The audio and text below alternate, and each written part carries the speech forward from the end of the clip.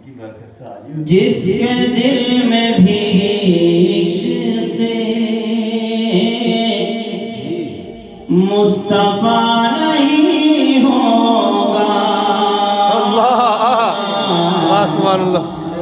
जिसके दिल में भी इश्क़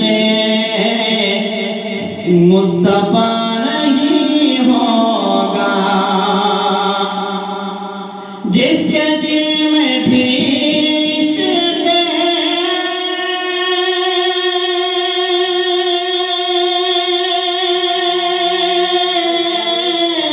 जिसके दिल में भी इश्क़ मुस्तफा नहीं होगा, खुल्द के लिए उसका